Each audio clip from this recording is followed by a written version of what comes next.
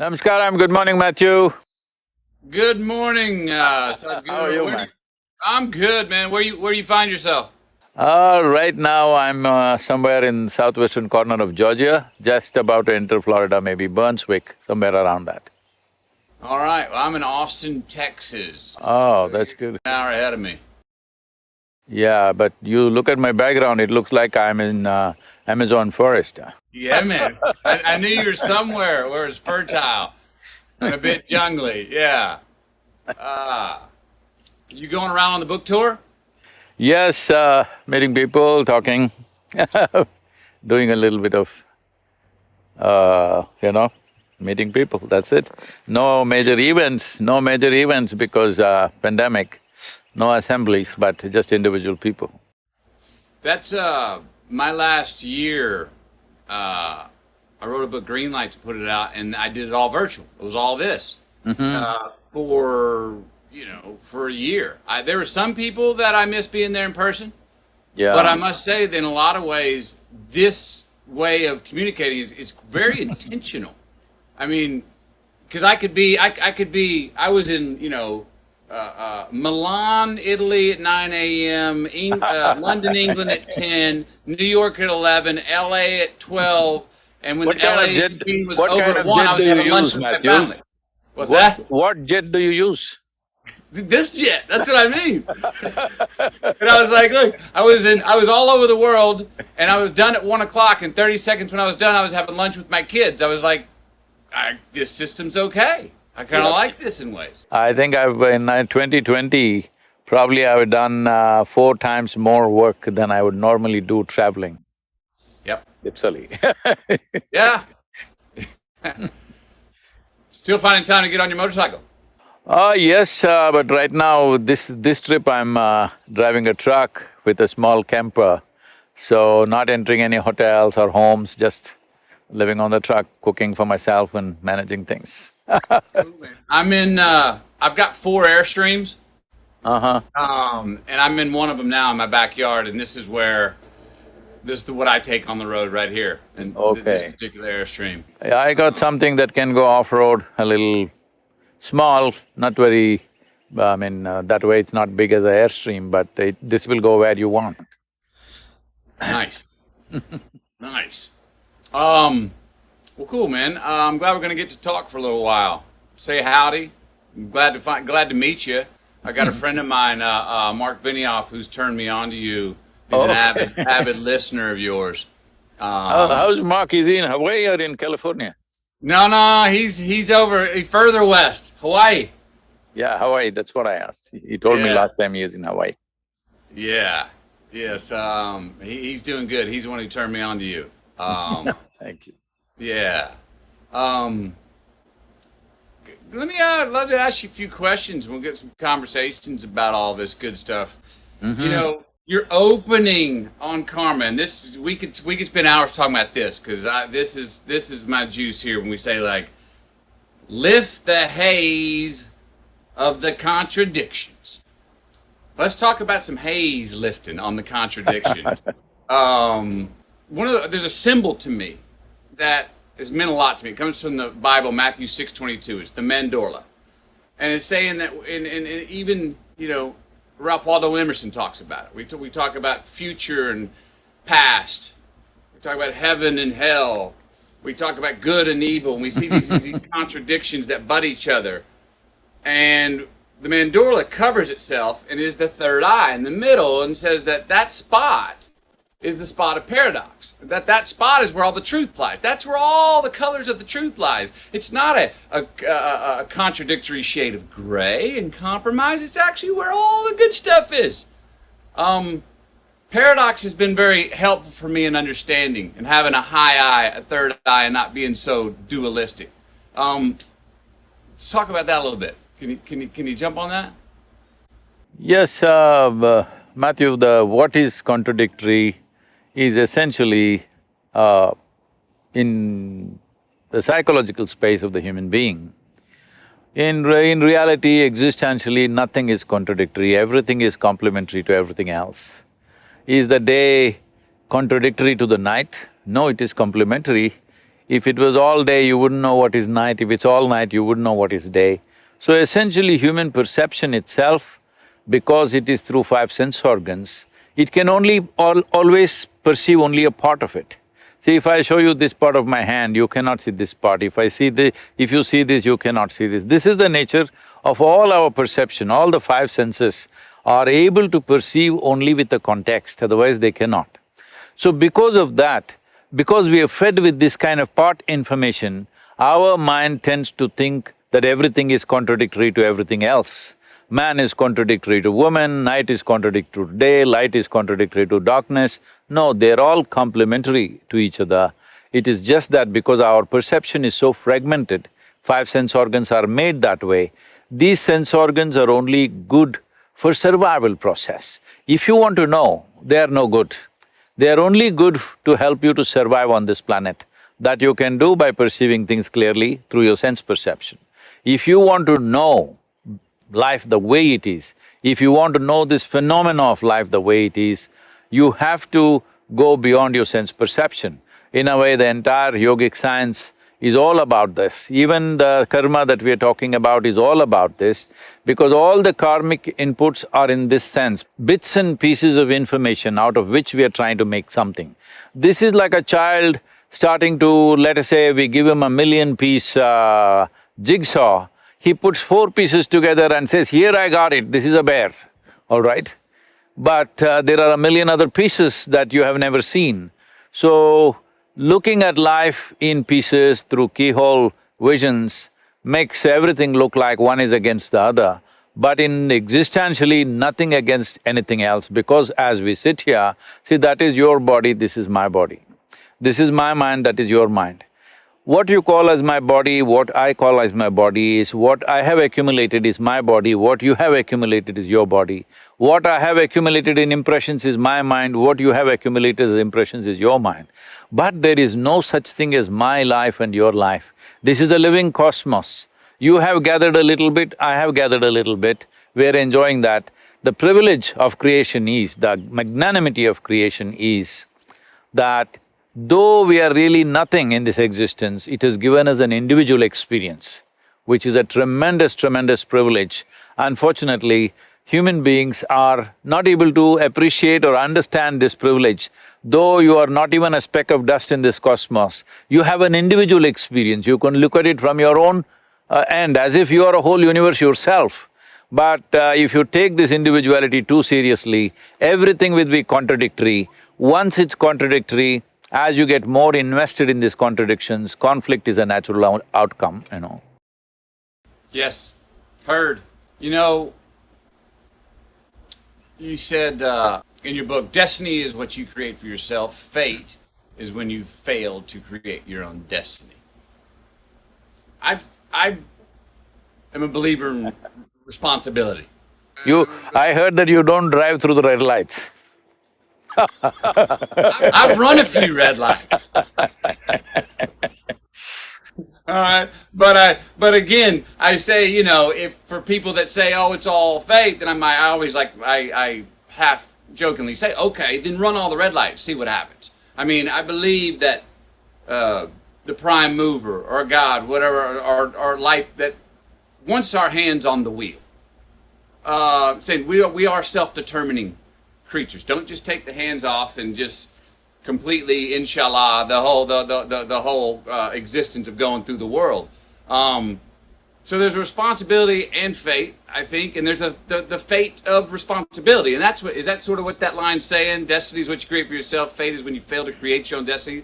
That would be, there's a fate of responsibility. Fate is a fact in waiting. Fate is a destiny unattended. You did not attend. You did not attend to certain aspects of your life. So they will go by the tendencies that exist within you or by the social situations that are happening around you.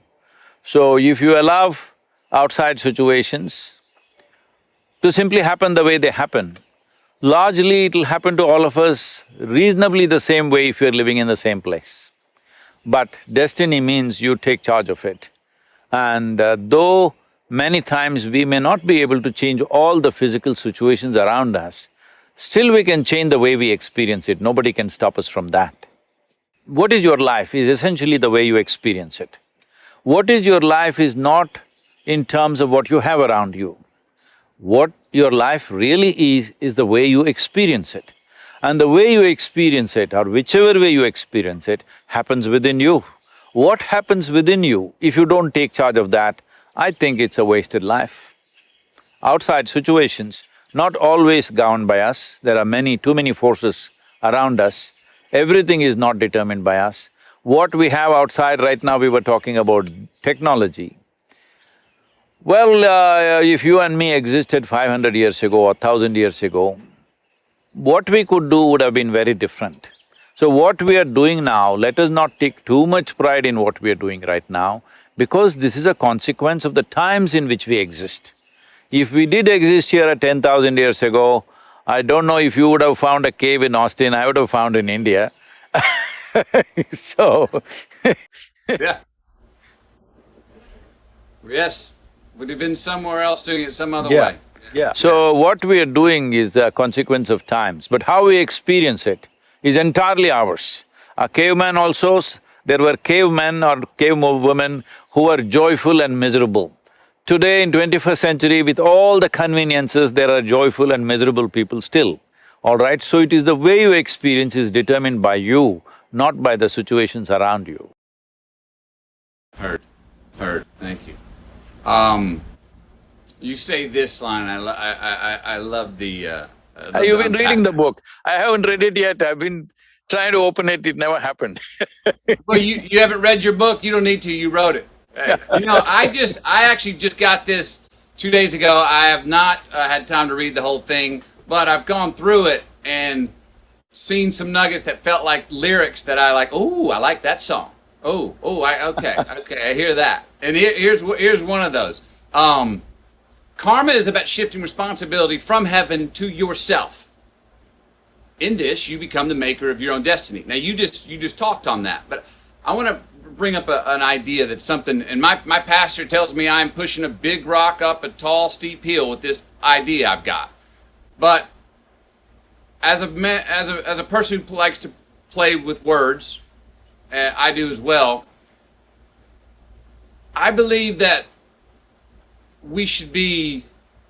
I'm trying to redefine the word selfish. That being more selfish is actually being more selfless.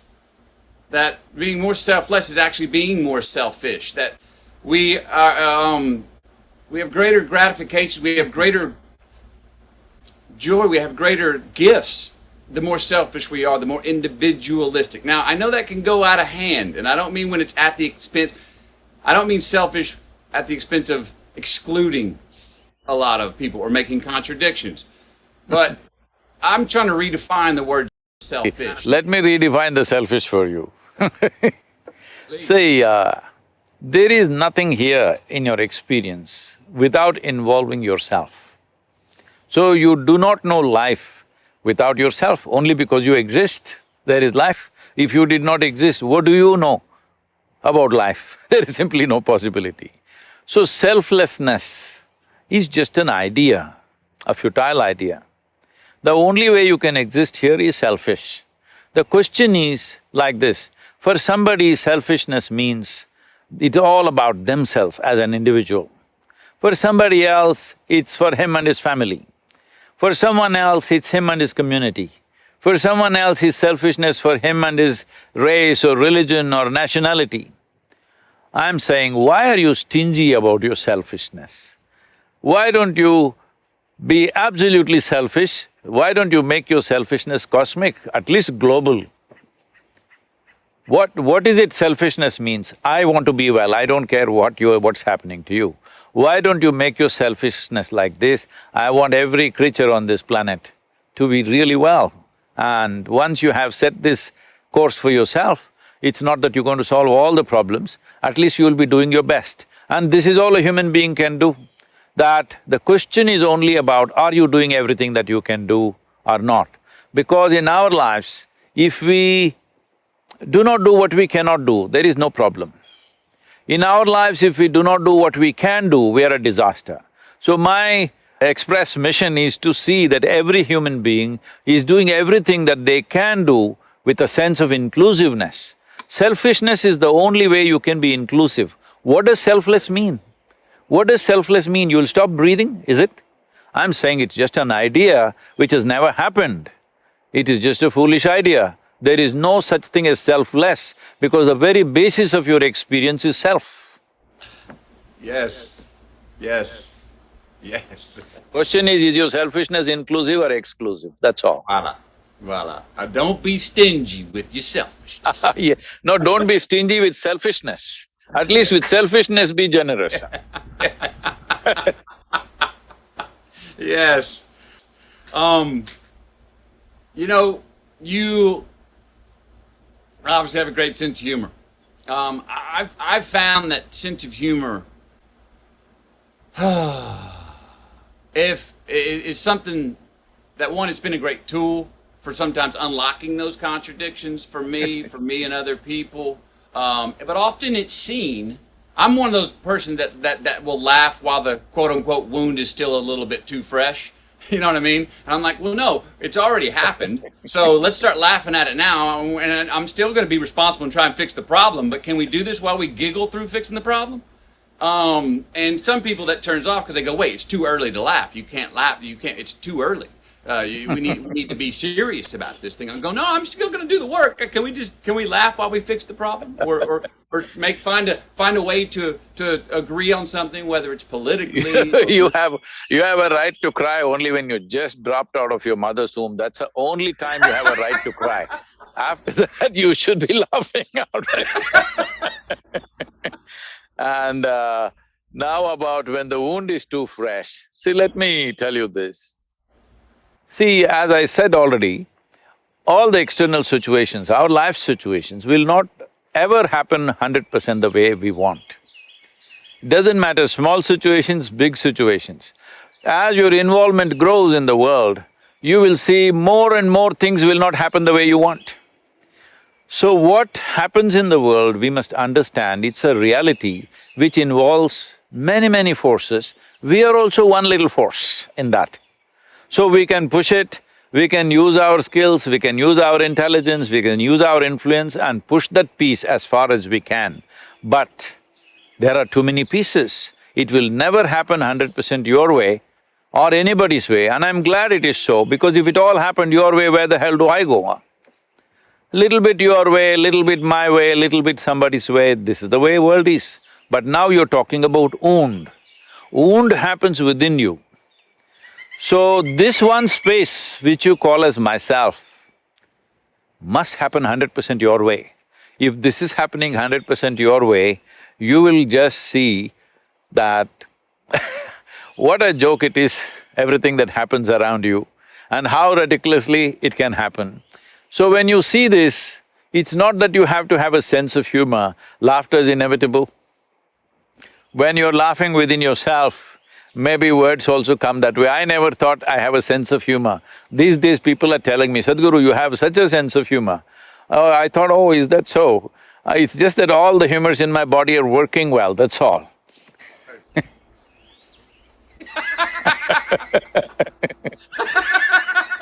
Let me tell you this. This happened, Shankaran Pillai once had a franchise for Radio Shack. I think Radio Shack is closed down now, if I'm right. Is it closed down or still on? I think they did. No, I think they did. Okay. I think you're correct. So he used to have a franchisee-ship for a Radio Shack. So one day he ordered a particular component. Looking at the catalog, he saw it is… he wanted a component which is 669 number, he ordered. And the component arrived after a few days. He looked at it and they had sent the wrong number. It was 966 they had sent. He wrote back to them and furious, you sent the wrong part. They said, just turn it around and see. Most of the time life is just that. You're seeing it one way and freaking, turn it around and see, you will laugh at the whole thing. Just flip it over, yes. Or say it back to front, what makes sense, the foot's on the other shoe. in my in writing my book, I noticed ways that I got what I wanted in life, ways I got what I was seeking, and I was very clear, even going into writing it, about there have been many things where I've engineered the success, that I have set the goal, that I said where I wanted to go and went to it and attained it as a traveler. Okay? Set goals and go get them. But I was surprised at how many times that I've found and got what I wanted or succeeded when I was looking for what I did not know what the hell I was looking for. When I was like, I'm going to go seek it. Those are the best times, huh? They're awesome. The one-way tickets, with no return ticket to go on a walkabout. Going, I don't know what I'm… You don't do walkabout in America. You need to go to Australia to do walkabout. I've done the walkabout in Australia. I've done the walkabout in Mali, Africa, and Peru, the Fugamundi. Yeah. And those times, I got what I needed. But I didn't know what I was looking for. I just put myself in a position to get rid of all the frequencies that I was having in my Western world, in my busy life. I wanted to go someplace where nobody knew my name, where I didn't speak the language, where time was going to run way too slow for me until I got on time, and then all of a sudden realized that, I feel the rhythms of this place. I'm enjoying my own company, because those trips for me, the first 12 days, I do not enjoy my own company. If you do not enjoy your own company, that means you're in bad company, obviously. Well, it takes 12 days. I had to, I think there's a value if you don't enjoy your own company to go, that's why I need to spend more time with myself then, so we can work it out, because I'm the one person that I can't get rid of, so let's work this stuff out. But after about 12 days, on around the 16th day, around the 12th day, I have a breakthrough where I'm like, okay, I've shaken off my demons, I've pulled off my talismans, I'm a naked child. And that's when all of a sudden, boom, an answer comes, and I'm light, and I've shed certain guilt, and I'm present much, and I'm not looking around the bend to see what's coming. I'm not looking over my shoulder to judge where I've been. But I guess my point is,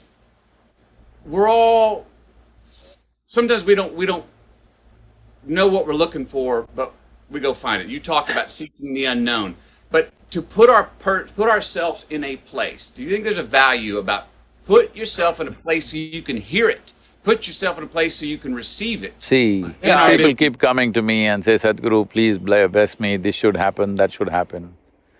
I tell them, see, my blessing is, may all your dreams not come true. They get shocked. I said, Sadhguru, why? Says, see, what can you dream of? Right now, I don't know what you're drinking, suppose it's coffee. If you have had 1 cup of coffee, maybe you will dream of a barrel of coffee. If you have $1 million, maybe you'll think of $1 billion. I'm saying all your dreams are just exaggerations of what you already know. If you go like this, you're ensuring that nothing new ever happens to you. So my blessing is, may your dreams not come true. May things that you could never dream of happen to you. If you have to be an open possibility like this, it's very important that we understand, that is why karma is important. Karma means it's the bedrock of your memory. It's the bedrock of your memory means who you are right now as a person.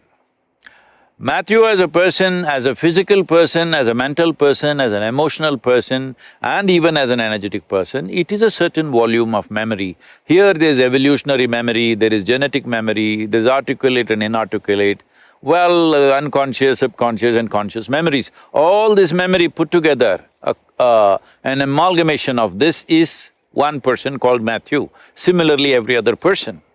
So, now do you want to stand on the stage of this memory? Let's say we see this memory like a platform. If you stand upon this, the richness of your life plays out and you can do your today's dance on that stage. But if you sink into it, it becomes like a quicksand and past just takes away people. See, most human beings just see what is it that they are suffering in their life. They are suffering what happened 10 years ago, now, sitting here. And they're already suffering what may happen day after tomorrow. Essentially, they're not even connected with life, they're mistaking their psychological space as existential. They are suffering two most incredible qualities that only human beings possess on this planet, which is a vivid sense of memory and a fantastic sense of imagination. Unfortunately, most human beings are suffering this. Essentially, they're suffering an evolutionary process. They're just saying, if I was an earthworm, I would be more peaceful. Yes, earthworm is a fantastic creature, it is very eco-friendly, all that is fine, but the possibility is limited. The significance of being human is, the possibilities are unlimited, possibilities are immense. This is why we are on top of the evolutionary pile. When I say on top of the evolutionary pile of all these millions of creatures which are there on this planet, well, we are trying to reduce their numbers unfortunately, but of all these millions of creatures, in terms of evolution, in terms of our neurological capabilities, perception and assimilation of what we perceive, we are on top of the world. But most human beings are not feeling on top of the world because they are sinking into the platform of their memory. This vast memory is a tremendous thing. See, otherwise today, I'm just saying, see, here I am sitting, there is an evolutionary memory in me, which tells every cell in the body, clearly speaks, this is a human being.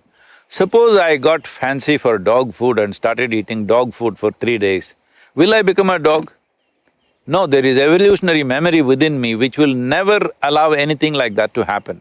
Now I am here in United States, let's say I eat only American food, will I become an American person? Will my color change? Will my everything change? No, because there is genetic memory in me. So who you are, who I am, is essentially memory. The question is, will you stand up on this platform and do your act, or will you sink into it and die? This is all the choice you have. Boom. Yes. Yes. You say, I hope your dreams don't all come true. I love that. Don't say that, don't tell everybody, they will curse me. but listen, but tell me, here's what I hear when you say that. We're such a result-oriented people and culture. I gotta have my result. And we if I just get to the top of that summit, I'll have the ta-da moment. And we get to the top of the summit, we see it's a false summit. There's millions of more summits on the other side. You keep climbing, and there's another one. There's not a ta-da moment where we go, I've got it, all figured out. I think we get caught up so often in short-term gains, in short-term return, choices that give us short-term return on our own investment, us. And we're not making choices that are going to buy us delayed gratification, not only longer in this life, but after we're gone, for our kids and our grandkids and our great-great-grandkids. So it's all a process, is what I'm hearing from that, and how I'm choosing to take that line. It's all a process. Enjoy the process. You do not ever get there. That's the point. That keeps it a game, because if you got there, the game's over. See, the finish line, everybody is interested too much in finish line, especially in the Western world, they think finish line is everything. If you're so interested in the finish line, do you understand what is the finish line for life? You want to cross it quickly, is it? It's ridiculous. Ridiculous. Everybody wants to live. So, living here means that now you're breathing, and here, this is living. So, if you're too much interested in the finish line, then you will cross it soon. That is, you will cross it when you're alive, because so many people are living as if they are dead, dead to everything, except for a few needs that they have. A whole lot of people are dead to all other possibilities of life. In yoga, there is a very good kind of a saying, which says, if you have one eye on the goal, you will have only one eye to find your way, which is very inefficient. So, you are rendering yourself incapable of life simply because you want to get somewhere. Where do you want to get? Some imagined place. Where is that place? It is just an exaggeration of the past you've already experienced, because you cannot imagine something that you have never seen. You cannot imagine something for which there is no data. because your mind essentially functions from the data that you have gathered, which is essentially your past. So you want to repeat your past and then wondering why life is so boring. Heard. Heard. Yes. Repeat offenders. Reciprocity, going in circles. I hear you. I've done it before. You said yoga means union. Right? Definition, yoga, right? Mm-hmm. Well, the root word of religion comes from legare and re. And legare means to bind together, and re means again, to bind together again. The prescriptive definition of religion. Mm-hmm. Yoga means union. Those are somewhat synonymous. Is that fair to say? Yoga and religion would be synonymous definitions, Well, or at least in its same direction? essence it would be, but not in its present form of practice, both I'm saying. The way yoga is practiced in America is not synonymous of union. The way religion is practiced largely The way across the religion is world. practiced in the world is not synonymous, Yeah. not synonymous with what real religion So is either. both of Yes. them, in definition, maybe they are same, but unfortunately the way it is practiced is very different. But why yoga is simply because this is not based on belief system, it is based on your experience, at least you know where the hell you're going. With belief system, you just believe you're going in a certain way, which gives you a certain psychological comfort, it gives you solace. So essentially the choice is this, are you seeking solace in your life? That is, you want to just quieten your mind and be happy with little things, or are you seeking a solution for this life? Because once you have come with this human intelligence, if you don't immediately get engrossed with some petty thing around you, it is natural for every human being to think, what is all this about? Where did I come from? Where will I go? What is the process of this life? What is the meaning of this? What is the purpose of my existence here? And is my existence just a blimp that I just come and vanish, or is there something else? Essentially, what is the nature of my existence? This is a question that no human being can avoid unless somebody works on you very young and they tells you are this, you are that, you are going to this heaven or hell or whatever. Unless somebody washes you up like this, it is very, very natural for every human being to ask these questions. And these questions are good, this confusion is good, because when you realize you do not know, see, people have misunderstood and unfortunately not understood the significance of I do not know. I do not know is the most significant thing in your life, because the moment you see I do not know, the longing to know, wanting to know, seeking to know is a natural consequence. Once there is a strong seeking, knowing is not far away, because anything that you wish to know about life, you don't have to search through a microscope or a telescope, because you are life. This is life. Right now I may call this by a name, right now it may have an identity in the world, but essentially this is life and this is the only life I can experience. See, right now all these beautiful trees, I don't experience them. I only experience them the way they happen within me, the way they reflect in the firmament of my mind and how I relate to them. Whichever way, I will only experience these trees within myself. There is no way I can experience these trees out there, and that's true for everything. You cannot experience anything out there. It can only happen within you. All experience, pain and pleasure, joy and misery, agony and ecstasy can only happen within you. Every kind of experience happens within you.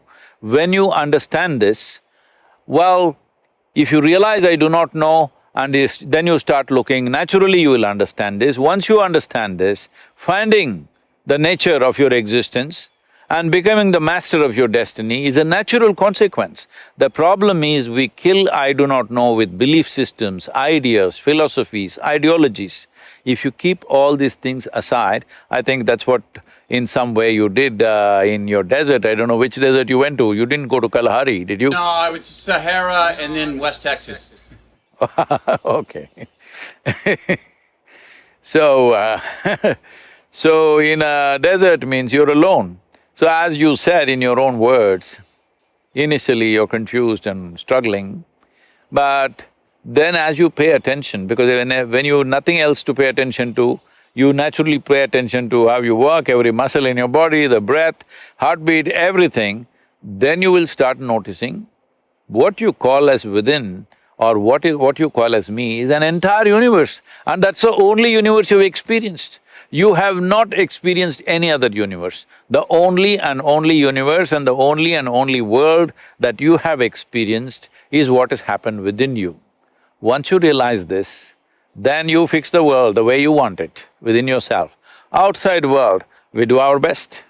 So you think it's the outside saying, because I've gone through that, where, man, I felt like I had to be in the know. Only recently have I shaken hands with the fact, no, I love to be in the know. I also want to be in the know of what I don't know.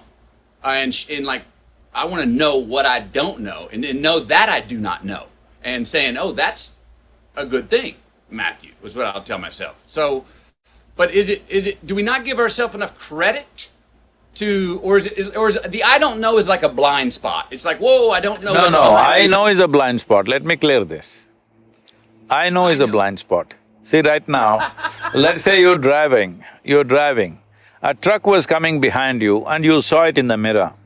So do you see what is behind the truck? So you know there is a truck coming, but that's a blind spot, it blocks everything else. So right now you think, I know, that's like a blot in your brain, it doesn't allow you to see anything else. If you see I do not know is not about things around you. Fundamentally, see, you and me are sitting here talking long distance. We're sitting on a round planet, the damn thing is spinning all the time and also hurtling through the space at tremendous speed. In the middle of nowhere, nobody knows where this cosmos begins, where it ends. In the middle of nowhere, a tiny little mechanism called solar system. In that tiny little, super tiny place called planet Earth, in that Texas is a micro super space, in that Austin City is a super micro space, in that you're a big man. This is the problem. Because the moment I think I know, I become big in my perception. Once I become big, inevitably I'll make a fool of myself. Whether I realize this in this life or not, somebody who has eyes to see will see this is a bloody fool.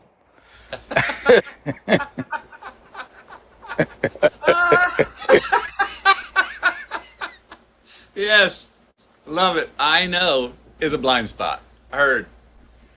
But we tell ourselves, the world tells us the opposite. That no, to do, the self-assurance, the confidence, even if it's a false confidence, will get you, what you want. We reward that in life, in this life, in the mortal life. We reward that with money, with jobs, with even blue ribbons and gold medals sometimes. Is it an act of courage to lean into the I don't know? Is it to seek what you don't know? Is it a courageous act, or is that too much of a come from a belief system? I'm just trying to make it tangible because yes. in this, Right now, do I know you are Matthew, I wouldn't dare try the second name. McConaughey. McConaughey. Rhymes with what would Madonna say? So, so I know you're Matthew McConaughey, but do I know you? I don't know. I know you because when I see a person, I know many things that I know, I need to know to interact, to be with them and everything. But do you know some life absolutely? You do not know. So with the I do not know does not mean you are ignorant. I do not know simply means that maybe right now I'm seeing the surface, I'm always willing to look deeper and deeper and deeper. But the moment I say, oh, I know what's Matthew, he's a file in my mind, it's finished. So, I do not know does not mean that it's ignorance. See, we must understand this. See, however much knowledge you have, even if you have digested the libraries on this planet, still what you know in this cosmic space is a minuscule. but our ignorance is boundless. So the whole yogic system always identifies with ignorance. Because if I identify with my ignorance, then whether I am awake or asleep, my intelligence is always on, it never sleeps. The moment I say I know, my intelligence goes to sleep, it gets lazy. This is essentially determining what is the quality of your life. So do not ever let your intelligence go to sleep by saying, I know something. Do you know a blade of grass? I'm asking all the top scientists on the planet. Do we really know a blade of grass? Absolutely. We do not know.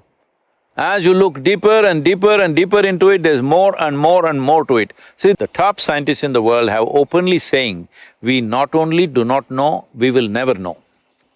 All right? So this is does it mean these people are ignorant people?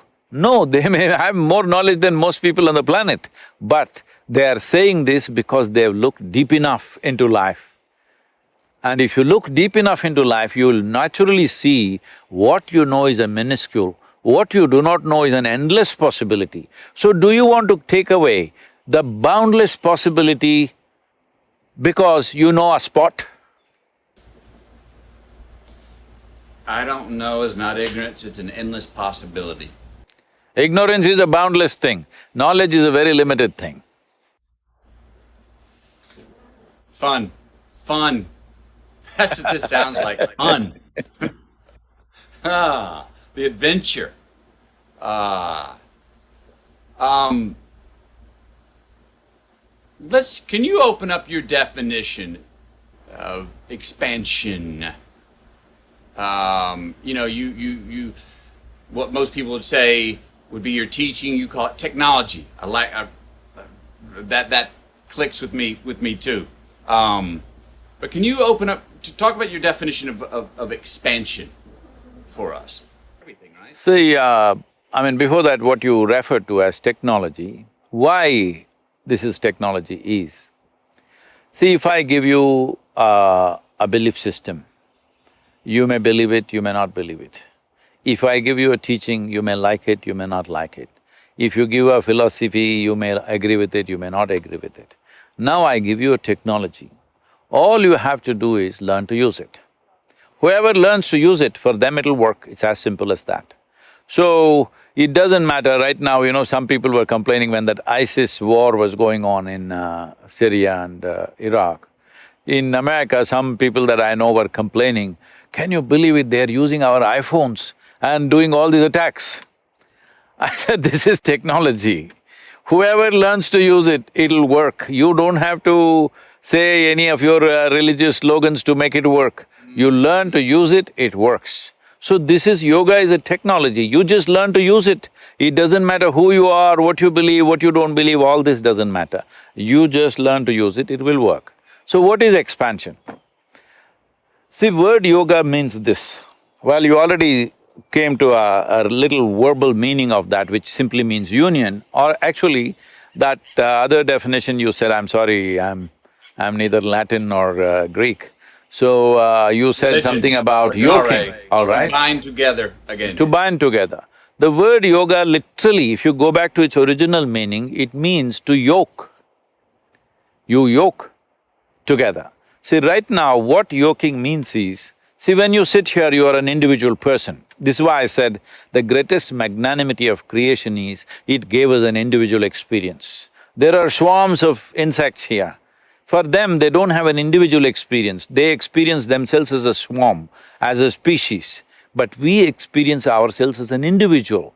Unfortunately, instead of enjoying this privilege, we have made this into a point of conflict between each other all the time, me versus you. But this is the greatest privilege that we can sit here. I want you to just imagine, suppose you looked at you or me from, let's say, Galaxy Z. What are we? Even through a telescope or a microscope, we are not visible. It doesn't matter what they have, we are not visible. We're such a tiny speck of dust, literally. But we have an individual experience, it's not a small thing. We can look at the universe and wonder what this is all about. This is not a small thing. So this individual experience or the sense of being an individual, when you take it too seriously, then you get lost. then you have to yoke with the creation. You have to become one with it. Only then you know life, otherwise you are misunderstanding your psychological world as existential. Right now, this is all the problem with human beings. Somehow nature trusted that if we give you so much intelligence, you will make the best out of it. Tell me, Matthew, in your experience or in anybody's experience, does intelligence spell solutions or problems? Intelligence means solutions, isn't it? Unfortunately, today it's human intelligence which is causing all the problems, simply because we are too stuck with our individuality. We don't understand this is just a privilege. Tomorrow morning if they bury us in the land, we will become one with everything, all right? All this countless number of peoples who walked this planet and they also thought they are great people, where are they? All topsoil right now. You and me also will be topsoil unless some friends choose to bury you real deep, thinking you may raise from the dead, you know fearing rather. So I'm saying, we are anyway part of this. Without taking a breath, we cannot live. Without food, water, we cannot live. Without constant interaction, we cannot live. But we are acting like concrete block individuals. We are absolutely individual. Yoga means you obliterate the boundary of your individuality so that you experience your universality. Once you experience your universality, if I experience everything around me here, everybody around me here as a part of myself, after that, do I need any morality? Does somebody has to tell me, don't drop them, don't kill them, don't do this, don't do that? Once I've experienced something as a part of myself, with that I have no conflict. This is yoga. See, right now, for example, these 5 fingers, I have 5 more, okay, I'm only showing you 5. These 5 fingers, you also have 5, not bad. So, these 5 fingers, right now I experience them very much as a part of myself. But this is just the food I've eaten. Food I've eaten means it's just the soil that I'm walking upon right now, it's just a piece of the planet. But right now, this is very much me. In my experience, this is totally me. Now, why is this so? See, right now, there's a glass of water here. The water in this glass, is this me? No. If I drink it, will it become me? Of course. More than 70% of my body is water. So what is it that happened? All that happened was, as you have a physical body, you have a sensory body. Your sensory body is the boundaries of who you are. See, if you touch your right… you do this, Matthew, with your right hand, just touch your left hand. Is that you? 100%, isn't it? Touch the chair on which you're sitting, is that you? No. No, how do you know? It's just that here there are sensations, here there are no sensations. So essentially what you're saying is, what is within the boundaries of my sensation is me. What is outside the boundaries of my sensation is not me. So, the sensory body has a presence of its own. We can just do this experiment right now. Just close your eyes, just for 20 seconds, briskly rub your hands like this.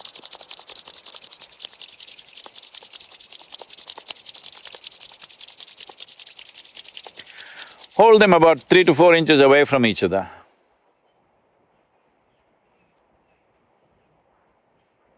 Something happening between them, isn't it? Yes. So, what is happening is just that because of exuberant movement, now your sensory body expands. So, you know why people are rubbing each other all the time? Because somebody who is not you, you begin to experience them as a part of yourself, maybe momentarily, but it happens. So right now what yoga means is, you sit here without any outside activity, just sit here and make your life energy so exuberant and active that your sensory body expands. If your sensory body expands to the size of the room in which you're sitting, you will experience everything around you as a part of yourself. If your sensory body expands like the universe, then we say you are a yogi. That means you become one with everything. Today, if you go to a yoga program, in a studio, people are calling themselves yogis, that's not what it means. It means that you obliterated the boundaries of your individuality and you became one with everything in your experience. Even if this happens for a few moments in your life, after that you are never the same again. Because everything that you see, man, woman, child, tree, animal, bird, everything, somewhere deep inside you know this is part of me. When you know this, you don't have to be driven by commandments or morals or values or ethics, no. You are running out of your humanity, the life that you are, and that's the way you should be. If your humanity is dead, then you need lot of morality.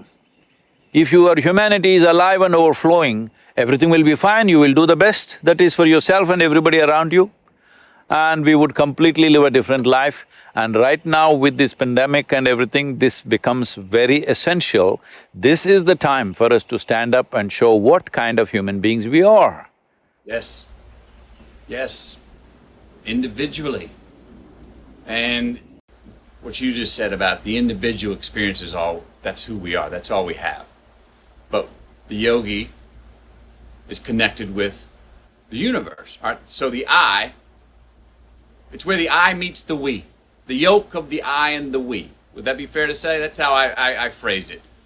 I and the all. Is it I and the all? We means there are still multiples, all right? So all, I and the all? Yes, you are the all.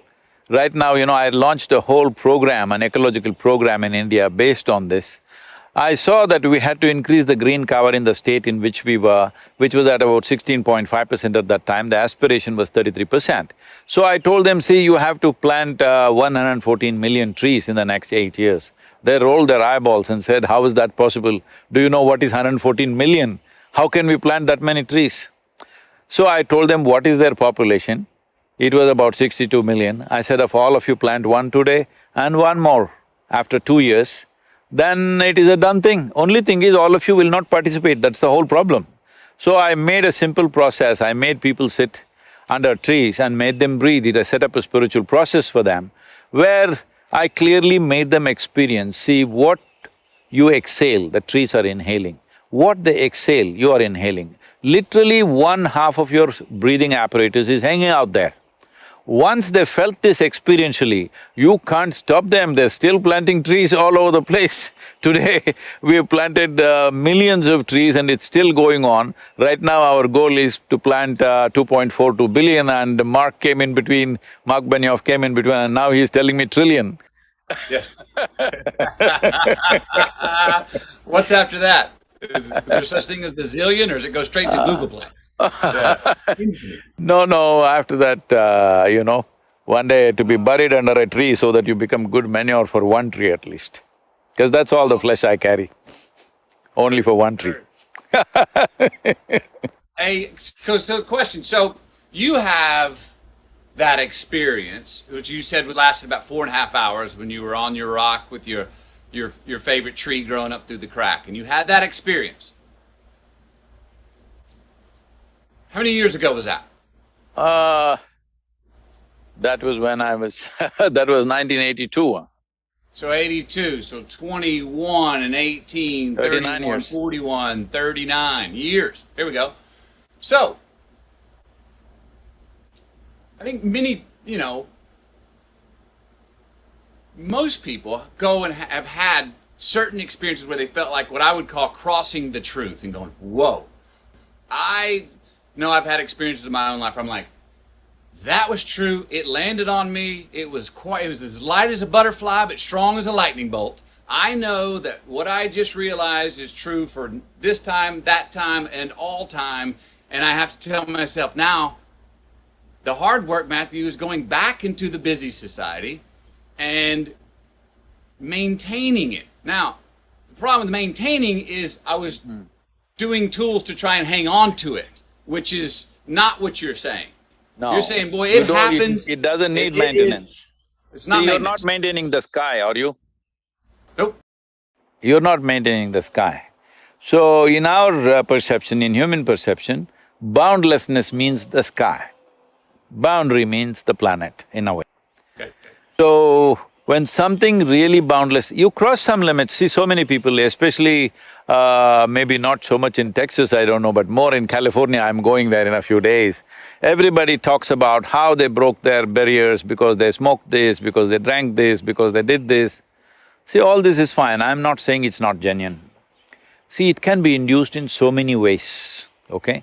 You can simply do it if you just dance yourself crazy, like you know how the Native American people were doing. They were just dancing themselves into states where literally bordering on life and death kind of dance.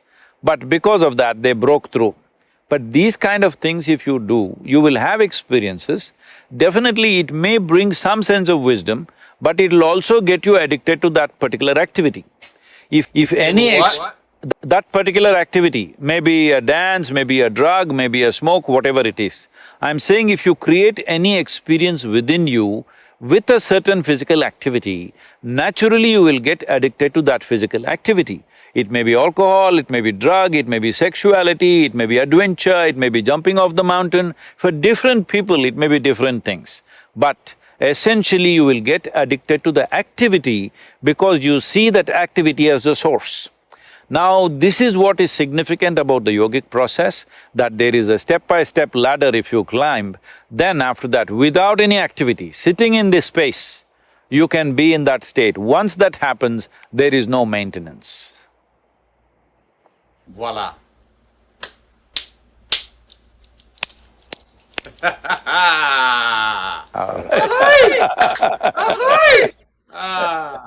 Well, beautiful. I could would love to go on talking hours, days, and hanging out, etc. I really dig where you're coming from and happy you're sharing what you're sharing. Because I think you're turning a lot of people, obviously turning a lot of people on to themselves. Amen for that. For keeping us involved. And boy, we need that, like you said, we need personal involvement now more than ever to evolve as a species, it seems, you know? So this is a time, I'm saying, particularly in India right now, last 2 weeks have been grim, all right? It's been a very grim situation out there and still going in that direction.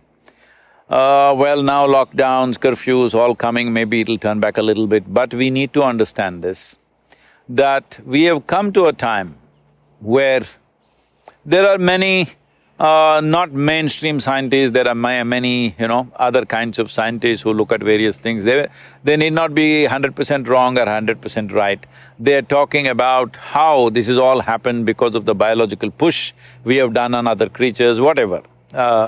This is a script for a Hollywood movie, that how we pushed the biology and how all the virus sat together and planned and got at us. I'm saying not that, but I'm just saying, essentially, we have reached a point. Different generations have reached different kinds of situations, but we have come to a place, our fortune is right now, this virus, the carrier, the sole carrier is human being. Earlier, we've had this kind of pandemics or epidemics where carriers were mice, birds, mosquitoes, other kinds of things, we couldn't stop them. What we were thinking of in our mind at that time is how to completely eliminate all the mice on the planet, how to get rid of the mosquitoes, absolutely, genocide. We were planning genocides on them. But right now it is us, we are the carriers. You can see this as a great blessing and a great curse. If you would see it as a blessing if you are a conscious human being. Because if all of us across the world, I know this is right now an utopian thing, if all of us had the sense to 14 days, just be with 2-3 people that we are and not meet anybody for 14 days, the pandemic is largely over, all right? But we won't do that. We need a haircut, we need to go to the pub, we need to do this, somebody needs to go to the temple, somebody needs to go to the bar. Everybody has all this because we are such compulsive creatures right now. The significance of being human is, there's nothing big about us except that we can conduct the same things that the animals do consciously. We eat, we sleep, we copulate, we die, all right? The question is, If we do it consciously, it looks human. If you do it compulsively, it looks animalistic.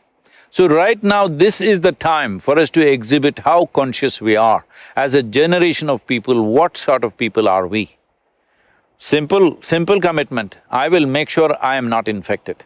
But if it so happens I'm infected, I will ensure it will not go to one more person. This much commitment if we take, it's over. It's a small, short-term inconvenience for long-term freedom. And also, we are too committed to our lifestyles, we are not committed to our life. We think our lifestyles is life. No, lifestyles is a consequence of time, in the times in which we are living. Life is the real thing. So right now, focus on life, that this life should not be put to risk, no other life should be put to risk. Lifestyle doesn't matter, you can make your lifestyle differently, what is the big deal? Yeah, I'm driving and sleeping in a truck so I've changed my lifestyle completely. I hear you. Oh, I hear you. Great talking to you. Thank you, Matthew. Today. I look forward Wonderful. to our next time. Yeah, I hope to catch thank you up for the somewhere. wisdom, the laughter and all. I hope you have a great road trip and keep enjoying yourself out there, getting off road, and we'll talk to you next time wherever Yep. you are. or I'm in crossing person. Texas, keep the cowboys off me, huh? Oh, come on, you'll fit right in here. Come on in. Howdy. It's about 974 miles east to west. Come on through, man. Stop wherever you want. Hospitable state. We'd love to have you. Let me know when you come. Yes, thank you. Thank you, Sadhguru, Matthew. appreciate it. Wonderful. Yes, sir.